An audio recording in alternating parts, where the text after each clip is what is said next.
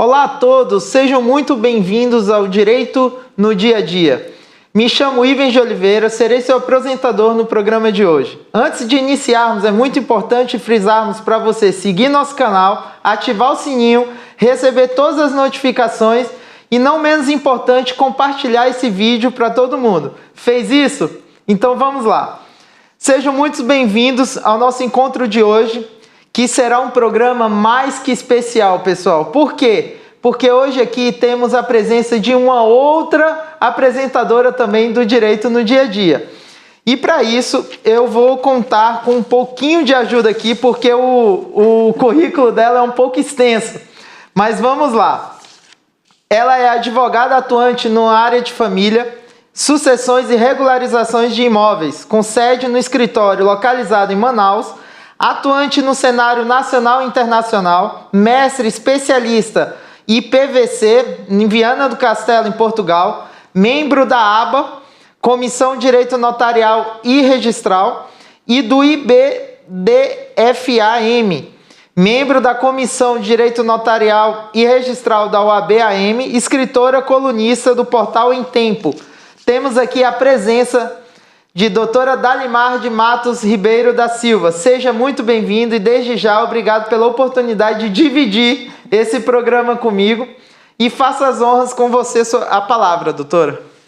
Doutor Ivens, eu agradeço, viu, o convite. Para mim é uma honra estar aqui, ladeada desse brilhante advogado, colega de profissão e também meu irmão em Cristo, né? Com certeza. Então, para mim é um prazer estar aqui e pretendo contribuir, né, na minha área de atuação. Muito bom. Dalimar, antes da gente entrar no programa, no tema específico, eu sempre faço isso com os convidados e aqui nessa participação especial sua, você poderia me contar um pouco da sua trajetória profissional, pessoal e quem é a Dalimar e, logicamente, seu relacionamento com Deus? Ok, maior prazer, né, de falar da minha trajetória. Então, eu sou casada, né, com o pastor Jorge Max da Silva. Nós estamos caminhando para 25 anos de casados. Temos 2 filhas, um enteado, 3 netinhos e uma nora e 2 gatinhas, 2 pets. E eu tive o prazer, a alegria de conhecer a Jesus na minha infância, né? Então, de lá para cá, a minha caminhada com Cristo tem sido maravilhosa. Eu sinto viva a presença de Jesus na minha vida, nos momentos mais difíceis e também nos momentos bons, né? Então eu tenho a consciência de que Ele é a fonte de todas as bênçãos. E congrego na querida igreja, né, Batista Constantinópolis, que sou membro já há 23 anos, né? E também faço parte do Ministério de Missões, é um assunto que eu amo. Contribuo, de certa forma, no Ministério de Ensino. Esse ano estou, juntamente com o irmão Edson Silva, nós estamos liderando esse ministério e aonde precisa, nós estamos aí também para colaborar. E agora, nessa contribuição do programa Direito no Dia a Dia, da nossa Web TV, a nossa TV missionária da Igreja Batista Constantinópolis de Educandos para o Mundo. Que bom, perfeito, Dalimar. Mas a questão agora profissional, a sua trajetória profissional, assim, me conta um pouco como, por quê do direito, por que da advocacia? Doutor Ivens, a minha trajetória no direito ela é bem antiga, né, e cheia de curvas. Eu, desde menina, eu já sonhava com a área jurídica. Eu sempre fui uma pessoa muito voltada para o senso de justiça, de ajudar o próximo. E nós sabemos, né, que na área jurídica você tem, sim, muitas oportunidades. E, primeiramente, eu fiz a minha formação, eu fiz seminário, né, eu estudei no Instituto Batista de Educação Religiosa, o IBER, lá no Rio de Janeiro. Eu sou natural de Goiânia. Então, bem jovenzinha, eu fiz o seminário e depois eu fiz pedagogia e fui ser professora, né, pedagoga por muitos anos. Eu exerci essa carreira, já me aposentei, né, do serviço público, graças a Deus, foi uma boa trajetória também. E trabalhei muitos anos, né, no setor jurídico, né, de 2 secretarias aqui do estado, da prefeitura, né, do Amazonas. Isso também me trouxe muita experiência. Então, eu me formei em Direito em 2010 e de lá para cá eu tenho atuado especificamente, mais voltadamente para a área de civil, direito de família, sucessões, como você já disse no início, e por conta disso vieram os imóveis, né, sem a devida regularização, tanto nos divórcios, nas uniões estáveis e também nos inventários. E hoje nós sabemos que metade dos imóveis no Brasil não tem a devida regularização. Então foi por conta disso que eu mergulhei nessa esfera, né, do direito, no âmbito do direito extrajudicial, com a regularização de imóveis, e é uma área que eu sou apaixonada. Eu gosto muito, principalmente por conta dos resultados que vêm de uma maneira muito mais célere. E isso é tão interessante, Dalimar, que eu também costumo dizer que a área de condomínios, que acaba sendo uma área dentro da área imobiliária, né? Por onde você olha na cidade, em qualquer lugar, seja no Horizonte, seja em qualquer área, mesmo assim na cidade, você se depara com um condomínio, você se depara com um imóvel, você se depara com uma questão de regularização de imóveis. Então, tem, assim, é uma área imensa e ampla, né? É gigante mesmo. Então, não tem como se fechar ou se esconder para essa área. Então, dito isso, pessoal, hoje a gente conseguiu achar um tema aqui para abordar nesse programa de hoje, que é um tema em conjunto, tanto na minha área condominial, quanto na área da Dalimar, que seria a área, a gente vai falar sobre regularização de imóveis, e façamos isso de uma forma bem descomplicada, de uma visão assim, bem tranquila, bem sem muito juridiquês, se é que é possível, né? 2 advogados falando aqui, mas vamos tentar. E para isso vamos começar do básico, tá, Dalimar? A gente sabe que a regularização de imóvel, ela é algo na teoria muito bem disposto, muito bem escrito, tem leis para tudo, né? Mas a gente sabe que na prática, Dalimar, isso não acontece, né? Quem lida com isso ou quem atua nessa área sabe que a gente vê cada situação absurda, mal resolvida e cada irregularidade, né? Sim. Então, para a gente começar, quais são as irregularidades, no seu ponto de vista, que podem ocorrer na regularização de imóveis e como isso pode afetar os proprietários, né? Sim, doutor Ivens, eu quero também parabenizá-lo, né, pela escolha do tema de hoje, porque é algo que, como o senhor disse agora há pouco, afeta grande parte da população.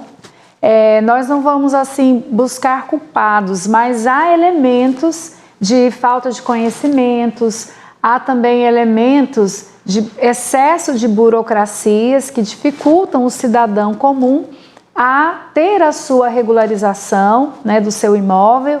Sabemos que isso afeta a dignidade humana, sabemos também que um dos maiores sonhos, né, já tem pesquisa sobre isso, um dos maiores sonhos do brasileiro é ter a conquista, né, da sua propriedade. E aí a gente precisa, né, diferenciar muito bem o que é posse e o que é propriedade. Eu sei que aqui ao longo do programa nós teremos essa oportunidade de escorrer e de diferenciar uma coisa da outra, né?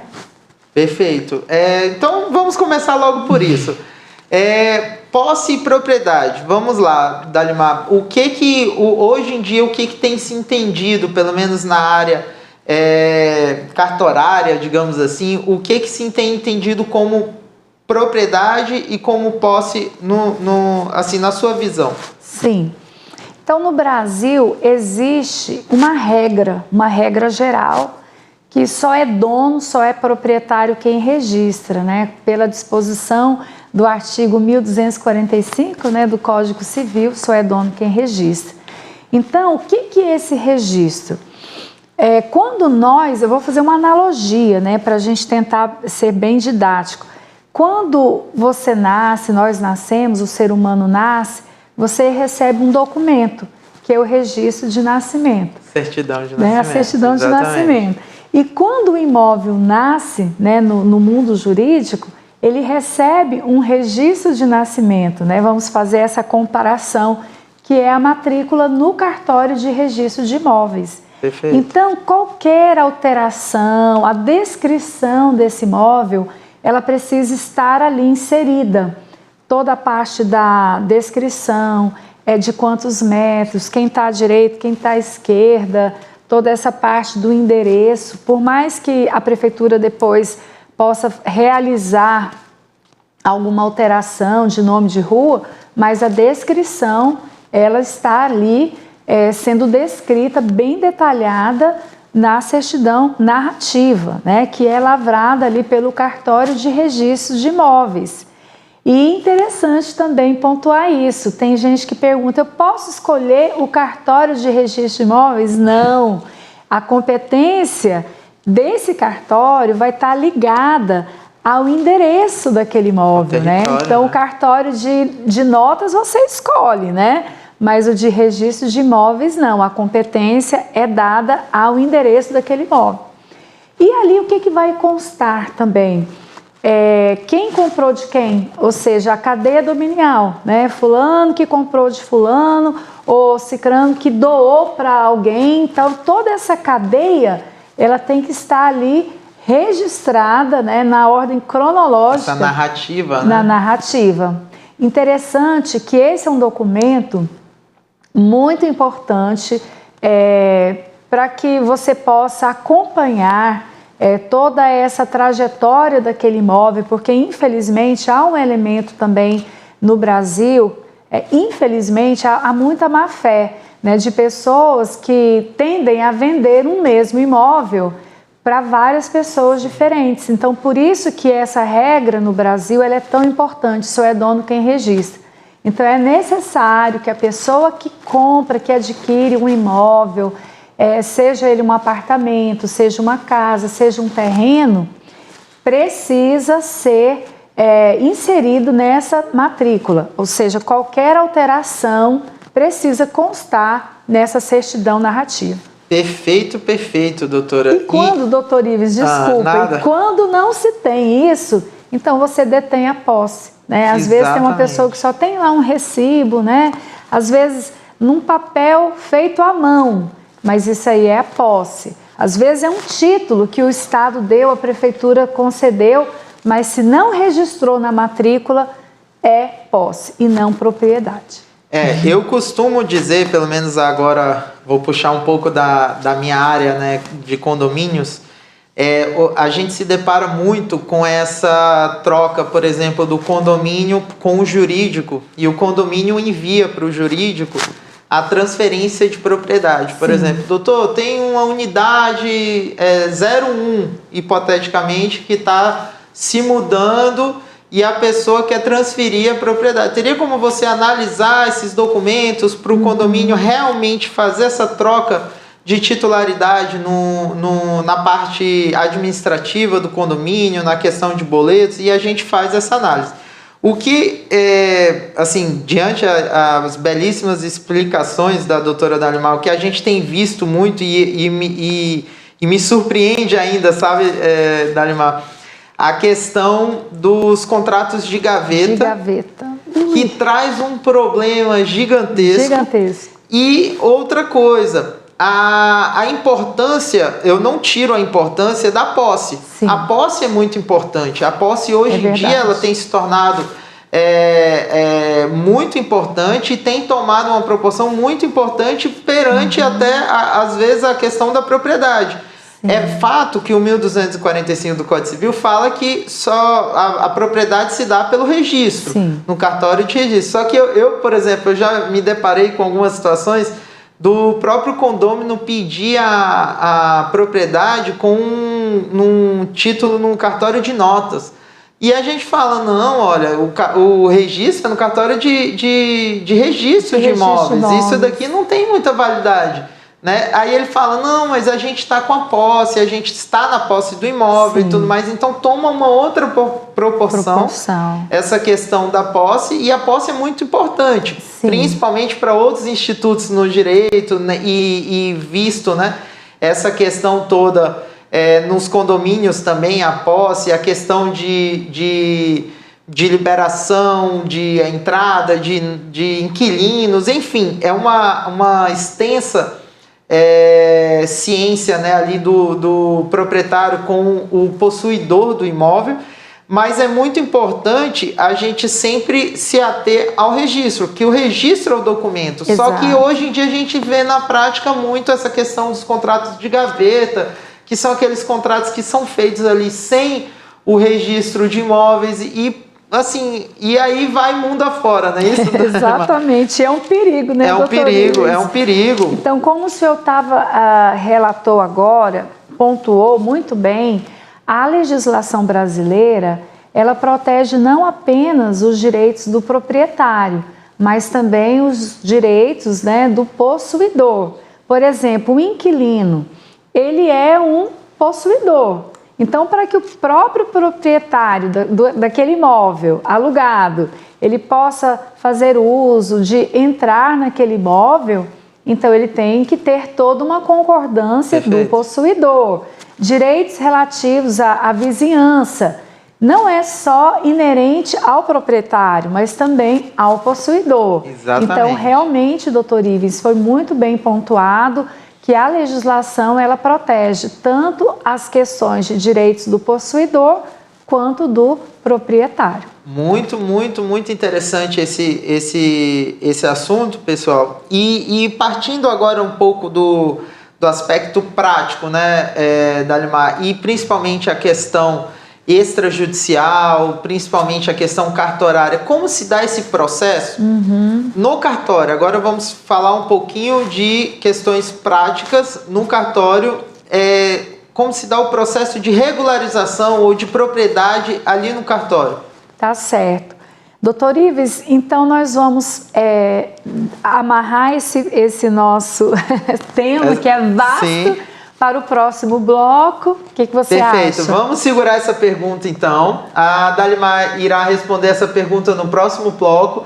Vamos dar um intervalo e a gente volta já já com essa pergunta e a continuação desse tema. Pessoal, fiquem aí. Estamos de volta, direito no dia a dia para você. Antes de voltarmos à nossa pergunta do bloco anterior, não esquece de ativar o sininho, não esquece de acompanhar nossas redes sociais, acompanhar aqui no nosso canal, seguir o nosso canal e compartilhar esse vídeo também, pessoal, porque é muito importante divulgar, né, e compartilhar esse programa para todo mundo, tá bom? Então, respondendo à pergunta anterior que ficou do bloco, doutora Dalimar, sobre a questão da regularização de imóveis, como se dá isso na prática, na questão extrajudicial, no cartório, eu gostaria de saber como é a questão, assim, prática mesmo, objetiva, de documentação, por exemplo, os requisitos para fazer essa regularização.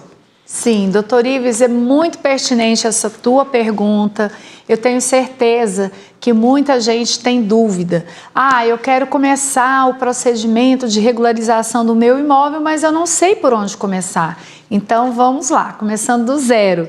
A primeira sugestão, né, que nós damos é que a pessoa procure uma assessoria jurídica especializada, né, nesse ramo. Para quê? Para que se faça uma triagem.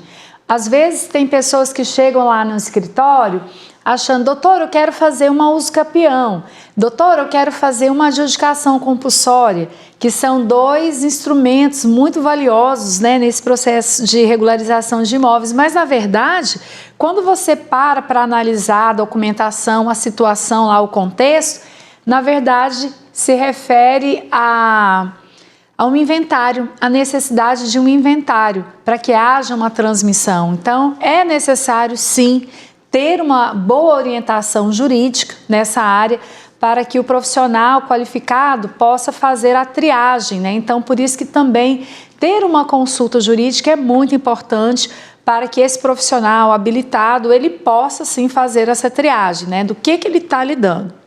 Então vamos lá. Por muitos anos, doutor Ivens, o procedimento de regularização de imóveis, algumas modalidades eram centralizadas no Poder Judiciário, ou seja, a pessoa só poderia realizar alguns procedimentos de regularização na via judicial.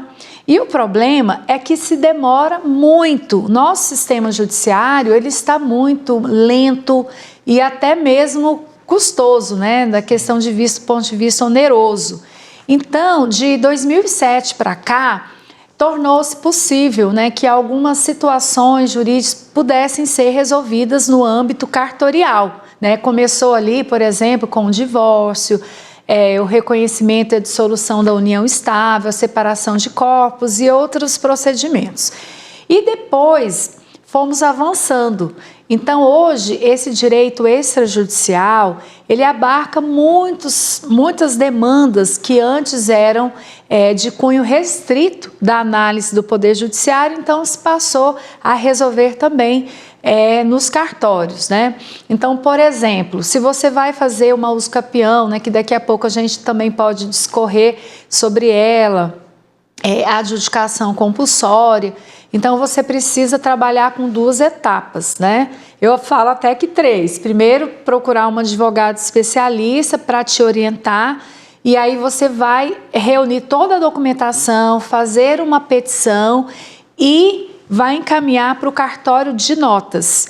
Lá no cartório de notas vai ser necessário fazer um documento que é uma escritura pública, chamada ata notarial. Então, tanto no caso de uma adjudicação compulsória quanto da usucapião, que são essas ferramentas, né, muito eficazes para regularizar um imóvel que não tinha toda a sua regularização, então você vai começar dessa forma. Então, lá no cartório de notas vai ser reunida toda a documentação que o advogado já construiu, já levou, já reuniu, e aí você vai ficar acompanhando, né? E é interessante, doutor Ivens, porque o acesso, né, a um cartório é muito mais fácil, né? Do que no Poder Judiciário, que é muito mais burocrático, né? Muitas vezes algumas varas nem gostam, né, de receber o cidadão, que tem que estar realmente acompanhado do advogado, e muitas vezes, mesmo sendo advogados, algumas varas colocam alguns obstáculos, né? Então, hoje, promover, né, esse processo de regularização no cartório é muito mais simples do que no judiciário, que continua sendo válido, mas ele perde, né, na questão do tempo. Então, é muito mais rápido você resolver uma demanda, né, no cartório, seja ele de notas e depois no cartório de registro de imóveis, do que no Poder Judiciário. Então, só para complementar, Dalimar, só para não ficar também uma lacuna, né? Uhum. O primeiro passo, então, procurar o advogado, ou procurar um advogado de confiança, um advogado de especialidade na área, né? Que eu costumo dizer também, eu costumo fazer essa referência, que quando você tem um problema de saúde, por exemplo, no coração, você procura um cardiologista. Exato. Quando você tem um problema, por exemplo, de joelho, alguma coisa, você procura um ortopedista ou alguém da área especialista naquilo, né? Exato. Então, a mesma coisa aplica-se na advocacia. Então, você tem que buscar alguém especialista na área para te auxiliar ali.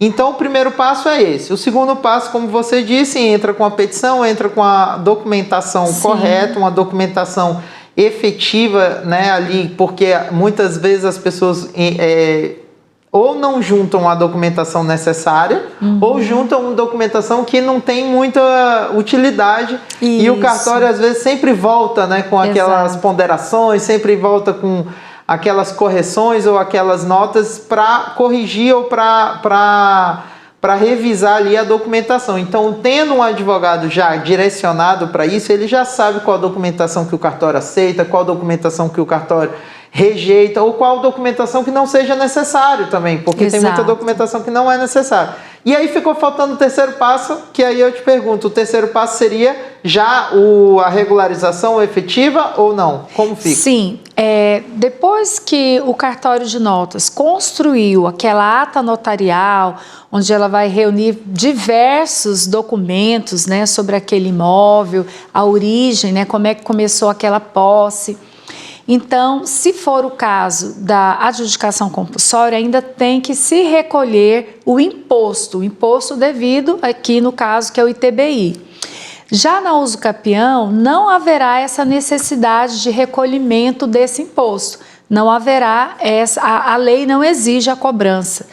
E depois o advogado, depois de ter lavrado, né, o cartório de notas, esse documento vai reunir tudo, vai fazer um novo requerimento e vai levar para o cartório de registro de imóveis, onde será reavaliada toda essa documentação, como você mesmo colocou, haverá uma nota devolutiva, né, caso o oficial, o registrador, ele entenda que falta algum documento para ser analisado, para ser complementado, então ele vai fazer uma nota devolutiva e o advogado, então, especialista, ele vai fazer essa mediação, ele vai então responder essa nota devolutiva e aí encerra-se essa etapa, né? A última etapa é lá com o cartório registrador. E já é aquela documentaçãozinha que traz felicidade de muitos. E resgata a dignidade, né? É a dignidade, exatamente. Mas eu tenho duas perguntas, Dalimar, e são perguntas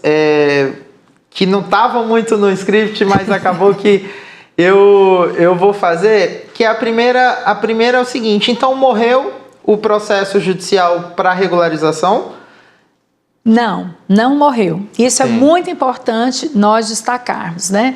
Se você me perguntar, doutora, você não atua mais, né, no âmbito judicial? Não, eu continuo atuando, tá? Por quê? Existem ainda alguns procedimentos que precisam ser feitos necessariamente, né, no âmbito judicial. Por exemplo, quando há litígio, então você tem que realmente se socorrer, né, do Poder Judiciário. Quando há, por exemplo, menores envolvidos, então necessariamente você precisa se socorrer da análise do juiz.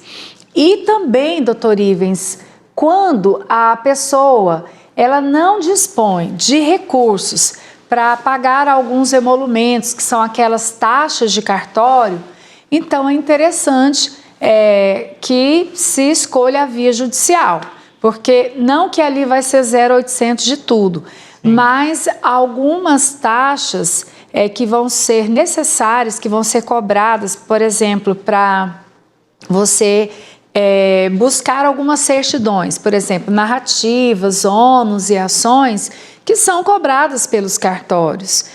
Essa ata notarial, ela também vai ser cobrada, essa lavratura dessa escritura vai ser cobrada.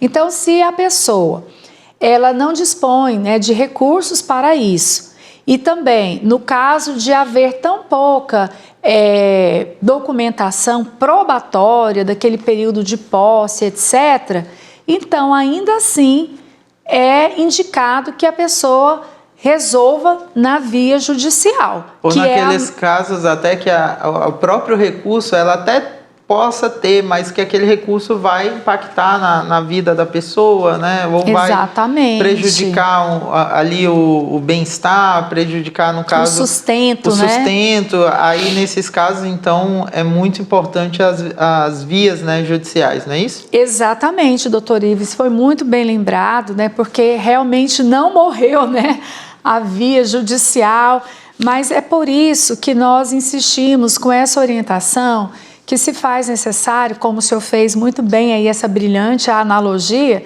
eu não vou levar o meu joelho para um cardiologista tratar, né?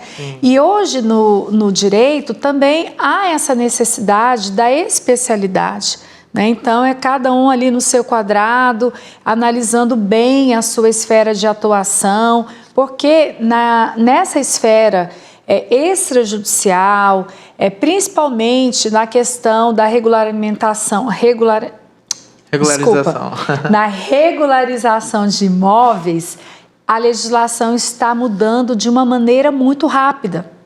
Então, só quem é realmente especialista no assunto será capaz de fazer todo esse acompanhamento das jurisprudências, né, dessas decisões que estão pacificadas nos tribunais superiores, né?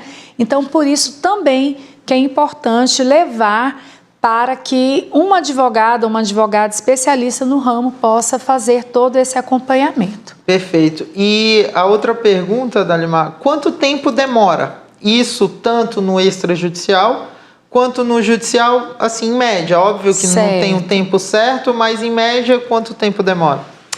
Muito interessante essa questão, doutor Ives. Se for um procedimento de regularização na via judicial, isso vai depender da vara que vai ser sorteada, né? Nós agora no mês de janeiro de 2024, nós tivemos aí uma surpresa.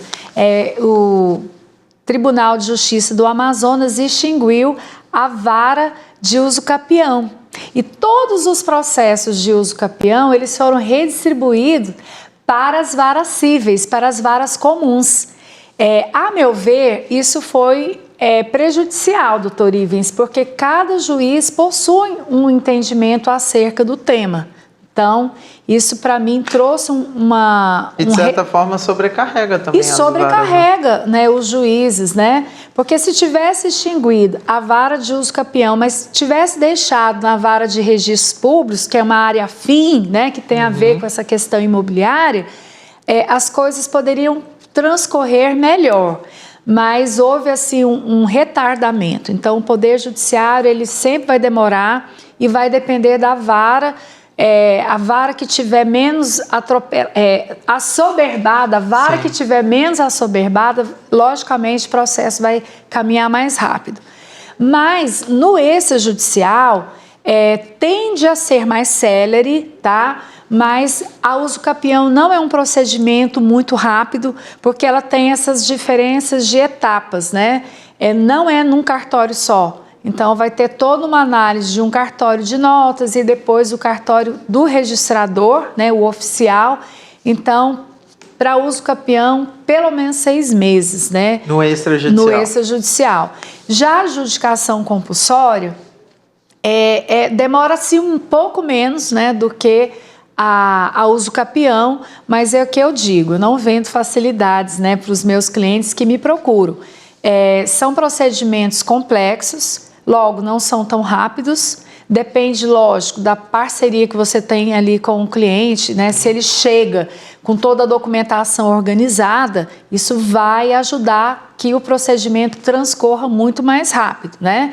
Mas vai depender também de qual cartório de registro que vai cair, né? Nós temos alguns cartórios aqui no Amazonas que eles caminham muito bem e outros que são mais exigentes, mais lentos, né?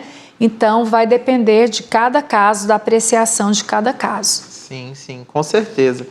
Dalimar, para a gente ir para o comercial e você responder essa pergunta, a gente sabe que essa área ela é desafiadora, a gente sabe que essa área é uma área que precisa muito do nosso lado de mansidão, de equilíbrio, né? No nosso lado pacificador acima de qualquer coisa. Como lidar com tudo isso e com esses desafios no lado cristão de ser, com todos esses percalços, todas essas problemáticas que essa área demanda, né, no dia a dia. Mas antes de você responder isso, vamos para o nosso comercial e quando voltarmos, ela responde isso e muito mais. Obrigado, pessoal. Fiquem aí. Estamos de volta para mais um bloco do nosso programa Direito no Dia a Dia, da nossa Web TV, a nossa TV missionária. Então, nós estamos aqui, eu e o Dr. Ivens, falando hoje sobre esse tema tão interessante, tão pertinente, né, Sim. Dr. Ivens?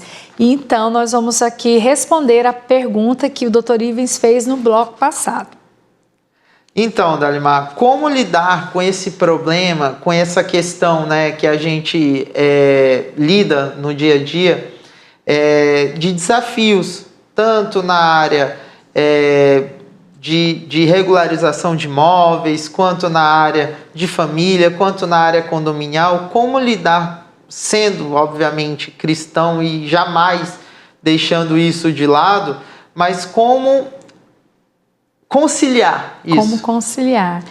É muito interessante, doutor Ivens, porque em tudo, nós que somos profissionais, que somos cristãos, eu costumo colocar, né, diante de Deus esse talento, essa carreira, né, que Deus entregou nas nossas mãos para praticarmos com muita responsabilidade, né, porque você lida com vidas, você lida com esperanças, né?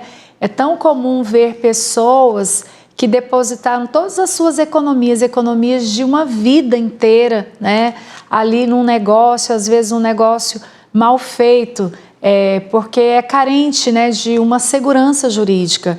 Segurança essa que se faz necessário de um mínimo, né, de documentação, como reza o artigo, né, 108 do Código Civil, que negócios jurídicos imobiliários acima de 30 salários mínimos é obrigatória a lavratura de uma escritura pública, não tem como escapar disso. Seja uma doação, uma compra e venda, tem que ter realmente a escritura pública, mas a nossa legislação ela não facilitou muito, porque só a lavratura da escritura pública ainda não é suficiente.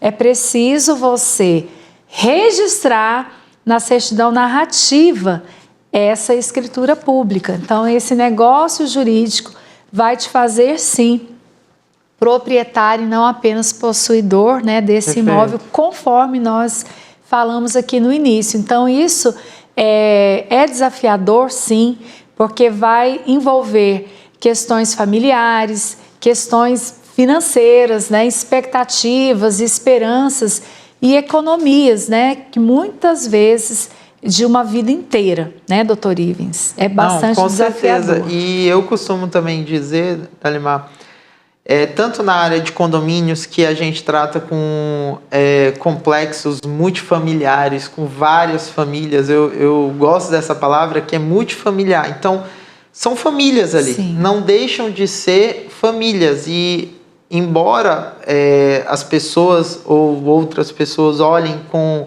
olhar ali de ser apenas um imóvel, sim, mas não, ali, querendo ou não, são famílias, são pessoas que envolvem tudo aquilo. E eu costumo dizer o seguinte, o lado pacificador do advogado, seja de quem for, do profissional que está lidando ali, e a mansidão, o equilíbrio, ele tem que ser presente em todos os momentos. Exato. Então, o nosso lado cristão, o nosso lado, a fé em Deus, no nosso Senhor, e estar ali com o coração puro, com o coração sempre voltado para Ele, é importantíssimo em todos os atos. É verdade. Seja o ato judicial, seja uma audiência, seja no cartório, seja na regularização de um imóvel, seja num uso capião, seja até numa discussão de assembleia, de audiência, seja em que for o momento, você sempre tem que estar com aquela mansidão acima de qualquer coisa, né? Exatamente. E muitas vezes isso é desafiador,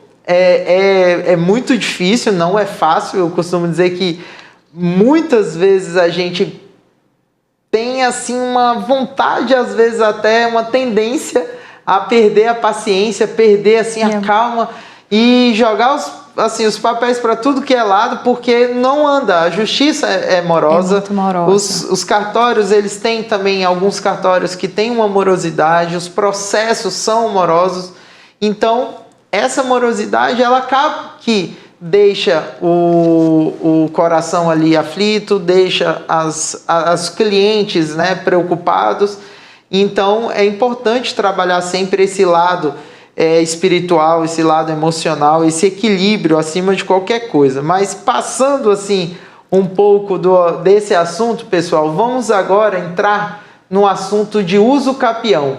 É um instituto importantíssimo, é um instituto muito utilizado por outras pessoas, até mal falado muitas vezes, mas a gente está aqui com a doutora Dalimar, que tem sua expertise nessa área, e ela poderia explicar um pouco aqui como se dá o processo da usucapião e quais são os requisitos, doutora Dalimar. Então, doutor Ives, isso que o senhor pontuou é muito importante destacar. Há muita gente que pensa, usucapião é para quem é invasor. Não, não é. Nós temos, pelo menos na legislação e também nas jurisprudências, há juristas que dizem que nós temos pelo menos 30 espécies, né? Não são todas elas usuais, mas eu poderia destacar pelo menos umas 8 espécies que são mais utilizadas, né? Hoje, por exemplo, a espécie de usucapião extraordinária, ordinária, usucapião de herdeiros, né? Usucapião por abandono de lar. Então, são várias as espécies. Alguns mitos, né, também relacionados, doutor, se eu tenho mais de um imóvel, eu nunca vou poder usucapi? Não, depende da espécie. Aquela espécie que é mais conhecida, a constitucional, ela tem sim algumas limitações. A pessoa não pode ter outro imóvel, né, registrado em seu nome, e também tem uma limitação de metragem. Já a usucapião ordinária, ela tem uma peculiaridade, tá? Que é o tempo de posse ali naquela propriedade, que tem que ser devidamente comprovada, documentada. Ela vai exigir um justo título, que seria um recibo de pagamento ou outra forma que comprove que você adquiriu aquela propriedade. Então, são 15 anos melhor dizendo, desculpa aí, são 10 anos de posse, mas se você utiliza aquela propriedade para nela residir ou para fazer dela o seu sustento, o seu ganha-pão, então a lei autoriza a retirada de mais 5 anos. Então, na espécie de usucapião ordinário, então de 10 anos ela cai para 5.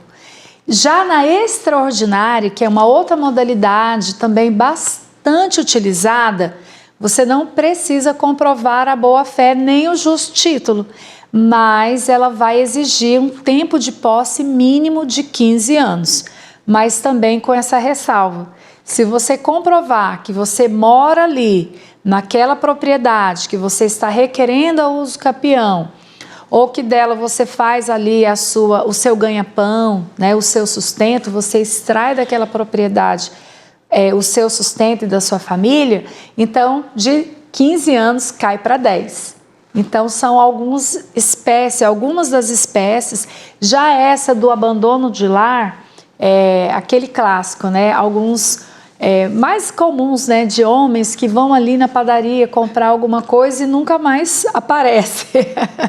Então, uma ausência mínima aí de 2 anos para que se possa requerer essa espécie de usucapião.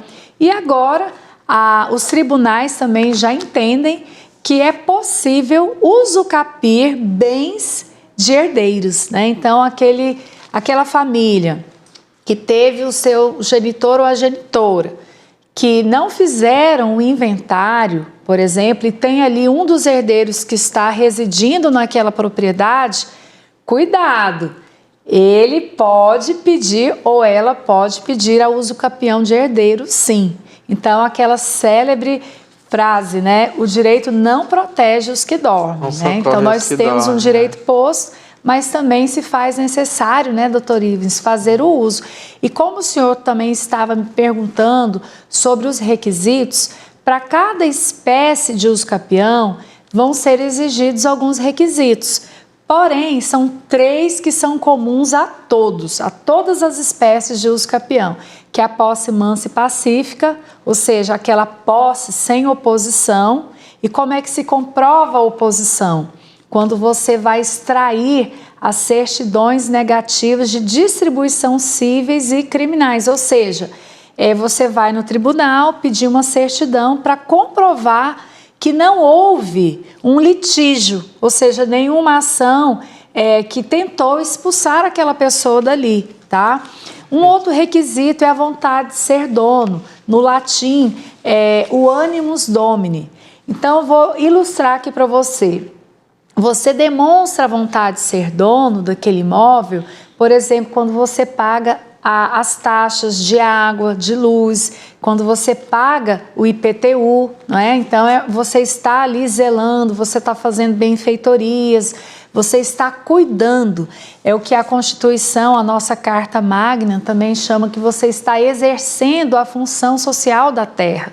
Ou seja, você vai estar dando uma utilidade, né, para aquele terreno, para aquela casa, para aquele bem imóvel. Né? Sempre tem aquela situação, eu sempre escutei isso na época de faculdade, mas a gente às vezes vê isso na prática, daquele senhorzinho que acaba tomando um terreno e cuidando daquele terreno, plantando, né?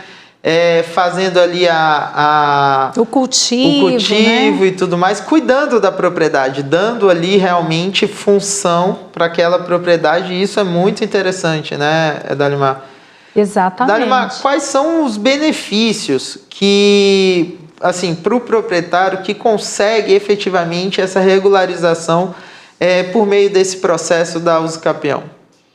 Então, doutor Ivens, a terra, a propriedade que não tem a sua devida regularização, ela vai ter uma perda de valor de mercado. Segundo a ANOREG, que é a Associação dos Notários e também dos Registradores, já pontuou, já fizeram aí amplas pesquisas que esse imóvel sem a regularização vai ter uma perda de até 35% de valor de mercado. Então, a pessoa também vai ter dificuldade para vender, para comercializar aquele imóvel. Por quê? Não vai conseguir um financiamento bancário. O comprador dessa propriedade não vai conseguir financiar no banco, por exemplo, custear esse valor para aquisição desse bem. E há um risco também. Se esse imóvel, por exemplo, foi vendido apenas por um contrato de gaveta, então, quando o proprietário registral, aquela pessoa que tem ali o seu nome, né, naquela matrícula, se ele vier a falecer, os seus herdeiros poderão, sim, trazer este imóvel para o inventário. Olha só o risco, né? Então, às vezes a pessoa comprou por contrato de gaveta, muitas vezes porque não tinha condições, né, de fazer esse investimento, de fazer a regularização, outros porque realmente não querem aparecer. Há casos, né, doutor Ives, de pessoas que não querem ter nenhuma comprovação de que tem um patrimônio, né, por motivos aí dos mais variados, né, mas é um risco, a pessoa está realmente tendo risco. E quando ela, então, consegue fazer essa regularização por intermédio, por exemplo, aí da usucapião, então ela vai ganhar uma matrícula no seu nome. Então ela vai ter sim o direito à propriedade, essa propriedade vai poder ser transmitida, né, para os seus herdeiros, vai também poder financiar junto às instituições, vai poder vender com muito mais facilidade e vai dormir em paz, né? Vai descansar ali no seu travesseiro com essa segurança jurídica que aquele imóvel é de fato dele ou dela. Até porque ele não pode dizer que o imóvel é dele, né, se não regularizar, e isso pode virar uma dor de cabeça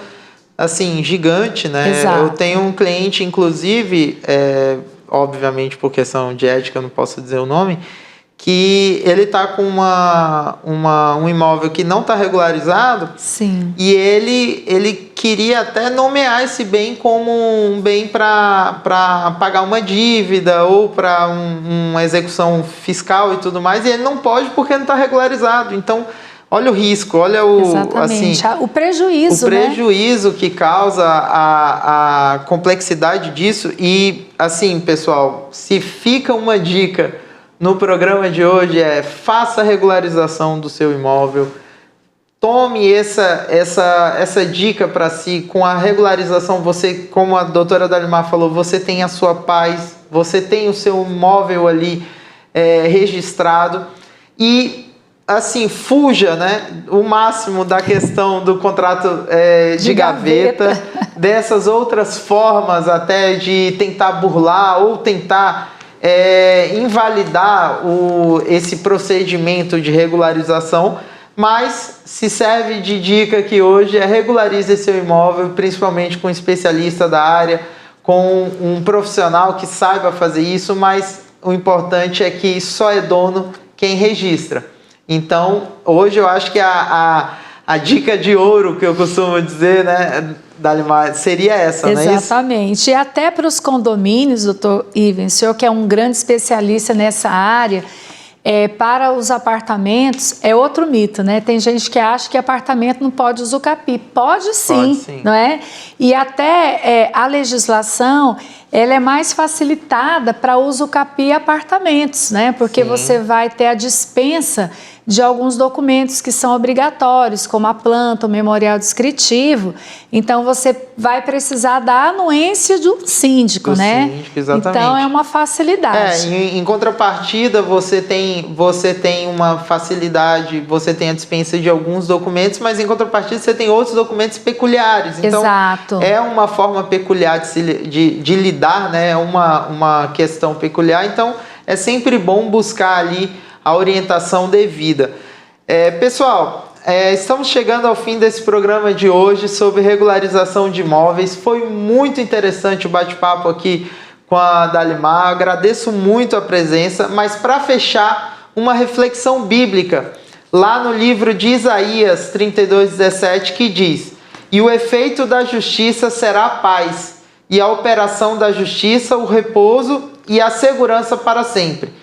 Então, por mais difícil que seja, pessoal, muitas vezes sempre temos que praticar a justiça, até porque o Senhor é justo e ama a justiça. E como esse versículo nos ensina, o efeito da justiça é a paz.